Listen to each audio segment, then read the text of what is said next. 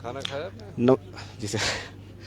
नमस्कार, आप देख रहे हैं फर्स्ट वर्डिक्ट मीडिया। आप सभी को विदित है कि काजा में मौजूद है हम लोग और आज हिमाचल दिवस काजा के अंदर मनाया गया। हिमाचल के इतिहास में पहली बार ऐसा हुआ है कि काजा के अंदर जो है वो हिमाचल दिवस मनाया गया। 76वां हिमाचल दिवस आज मनाया गया और मुख्यमंत्री सुखविंदर सिंह सुक्खू इसी विषय पर और इनके साथ ही प्रदेश से जुड़े अन्य संबंधित विषयों पर हम मुख्यमंत्री जी से चर्चा करेंगे। सर, सबसे पहले आपका स्वागत है और धन्यवाद, आपने समय दिया। आपसे सबसे पहले तो जानना चाहेंगे, क्योंकि काजा में ही हम लोग बैठे हैं और आज 76वां हिमाचल दिवस आज यहाँ पर मनाया गया। क्या सोच थी? 4 महीने भी अभी पूरे नहीं हुए हैं आपकी सरकार को बने और सबसे पहले आपने यहाँ पर हिमाचल दिवस मनाया। क्या सोच इसको लेकर आपकी थी?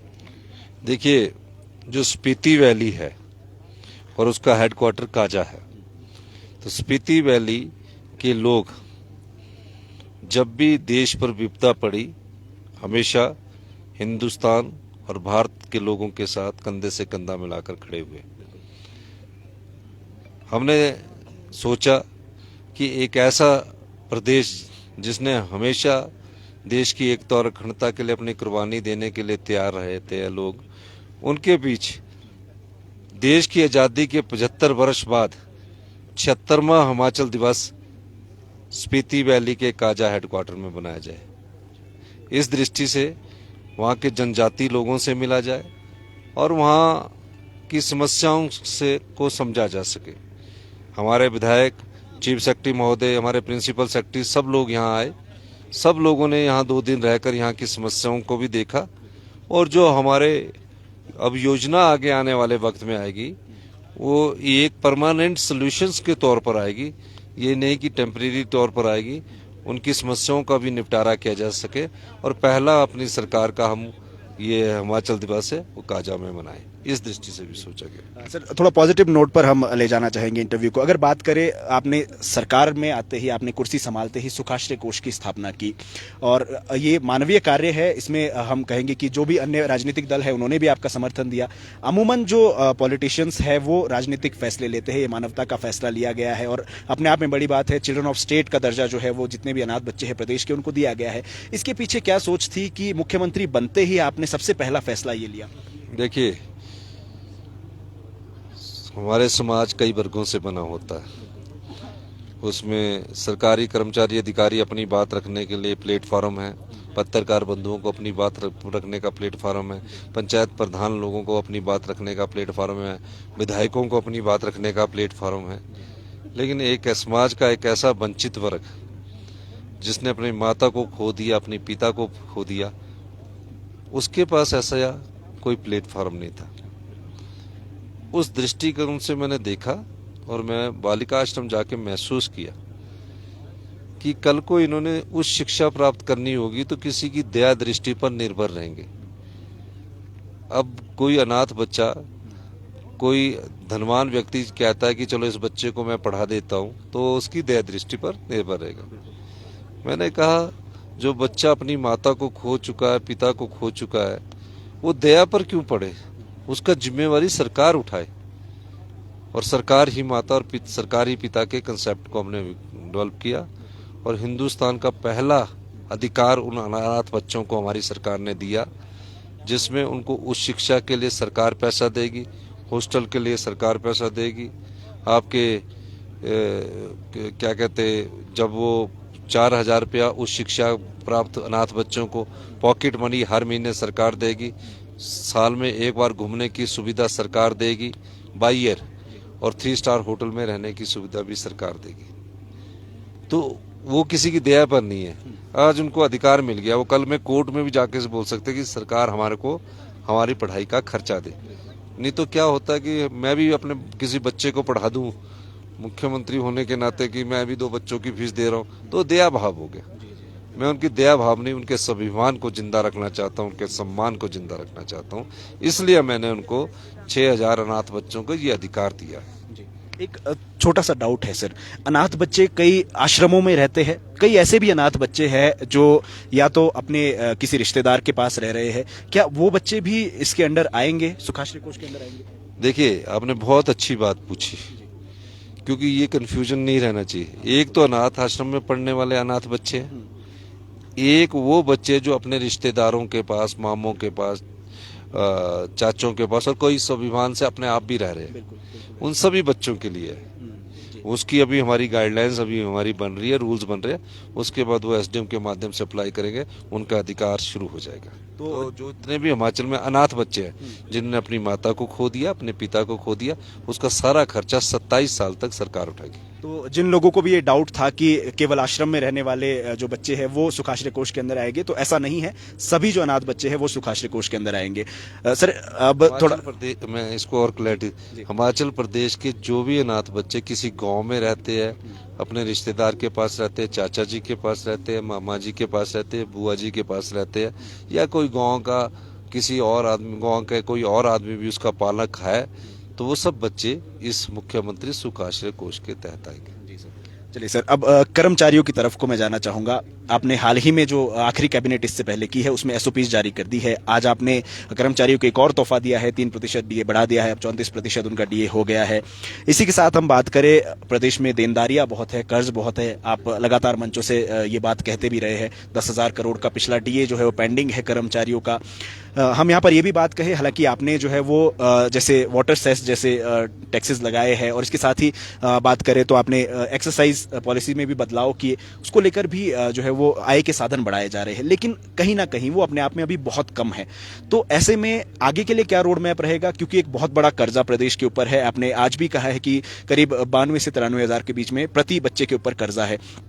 इसको लेकर आगे का क्या रोड मैप रहेगा? और दूसरी बात ये कि जितने अभी जैसे टैक्सेस लगाए गए हैं, और क्या और जनता के ऊपर इस तरह के टैक्सेस या फिर जो प्रोजेक्ट्स है उनके ऊपर टैक्सेस लगाए जाएंगे, क्या रोड मैप? पहले तो जनता पर कोई टैक्स नहीं लगाया है, ये हमने विवेकपूर्ण फैसले किए, जिस पर जनता पर 1 पैसे का टैक्स नहीं लगा।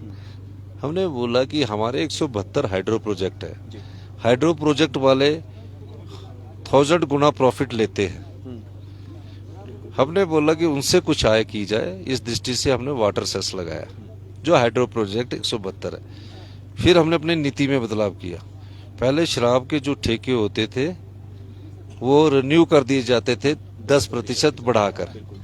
हमने एक्साइज पॉलिसी में महत्वपूर्ण बदलाव किया, ओपन ऑक्शन की 40% बढ़ गई, उससे आय बढ़ी।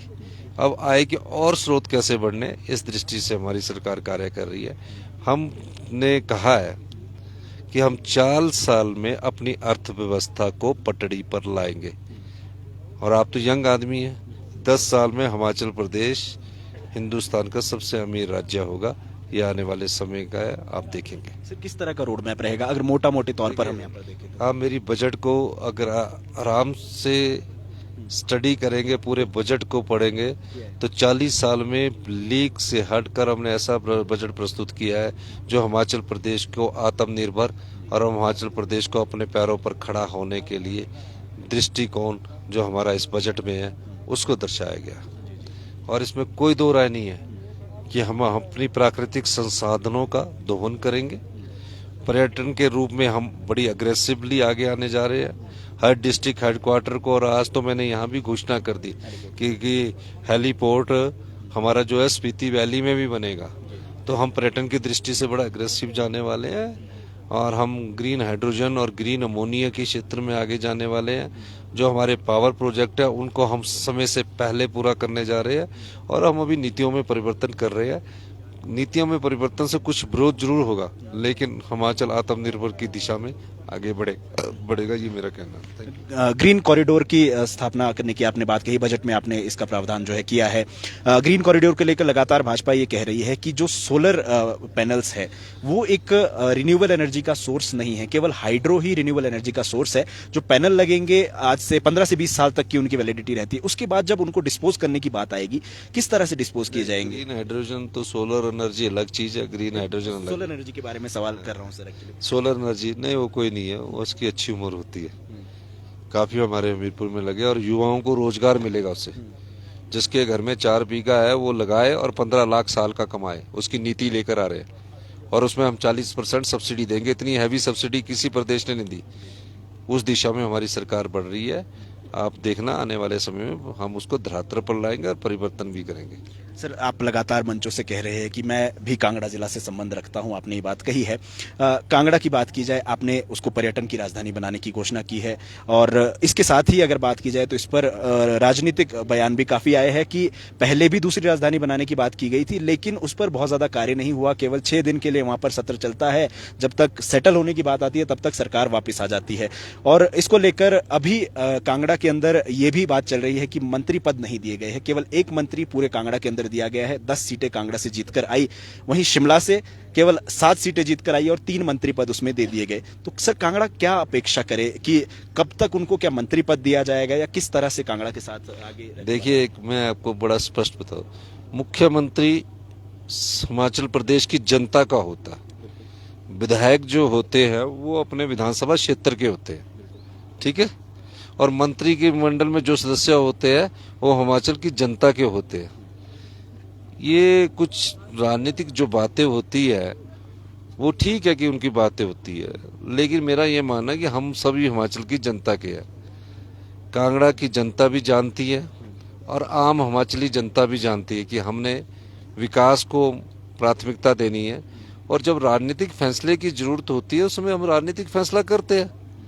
कांगड़ा में हम जब ये राजनीतिक फैसले होते हैं, ये विकास की दृष्टि से नहीं होते, और मुख्यमंत्री किसी क्षेत्र का नहीं होता, मंत्रिमंडल वाले भी किसी क्षेत्र के नहीं होते, वो पूरे हिमाचल प्रदेश की आम जनता के होते हैं, किसान के होते हैं, आप पत्रकारों के होते हैं, युवाओं के होते हैं, महिलाओं के होते हैं, क्योंकि योजनाएं जो बनती है वो जिस विभाग का मंत्री होता है उस विभाग से संबंधित योजना बनाता है।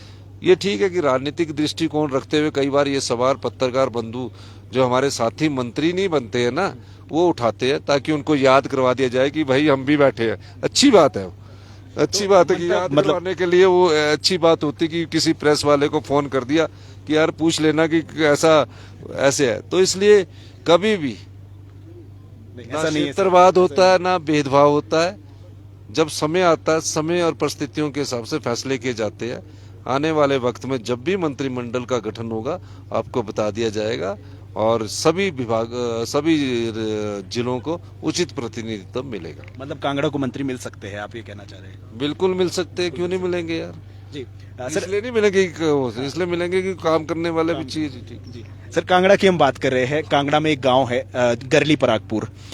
फिल्मों की शूटिंग कई मर्तबा वहां पर हो चुकी है, लेकिन आज की अगर बात की जाए तो वो गांव हाशिए पर जा रहा है, और एक बहुत ही खूबसूरत गांव होने की बजाय वहां पर जो है फिल्मों की शूटिंग अब नहीं होती है, या कई सारे विषय रहते हैं। उसको विकसित करने के लिए किस तरह कार्य किया जाएगा सर? मेरे घर के साथ ही यार गरली परागपुर, कोई चिंता ना करो।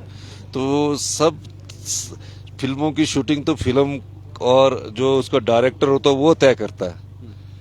तो आने वाले समय में जो है सभी क्षेत्रों का समान विकास होगा। सेंट्रल यूनिवर्सिटी का काम शुरू हो चुका है, देरा क्षेत्र का विकास हो रहा है जो पिछड़ा था, कोई नहीं करवा सके, हमने करवाया। आप देखते आगे आने वाले समय में। आखिरी सवाल और आखिरी मुद्दा भी रहेगा सर, आज हिमाचल दिवस है, हिमाचल दिवस को लेकर ही है। हिमाचल का नामकरण सोलन के दरबार हॉल में किया गया था, और आज उस दरबार हॉल के अंदर एक सरकारी दफ्तर चलता है। बिल्डिंग की जो हालत है वो बहुत जर्जर है। पिछली सरकारों के समक्ष भी फर्स्ट वर्डिक्ट भी लगातार ये मुद्दा उठाता रहा है, हमने पिछली सरकारों के समक्ष भी मुद्दा रखा, लोकल पॉलिटिशियंस भी मुद्दा उठाते रहे, लेकिन आज दिन तक जहां पर हिमाचल प्रदेश का नामकरण हुआ था उस जगह की जो है वो अभी तक जो है उसका संरक्षण नहीं किया। दरबार हॉल, आज PWD का दफ्तर वहां पर चलता है सर, तो दरबार हॉल है, उसका संरक्षण नहीं हो पाया सर। एक हेरिटेज बिल्डिंग है, उसके बावजूद भी क्या मानते हैं, क्या आपकी सरकार इसमें आगे कार्य करेगी? ये तो अब मैं पूछूंगा, मैं उसके बाद ही कुछ बोल सकता हूँ। बहुत बहुत धन्यवाद। धन्यवाद।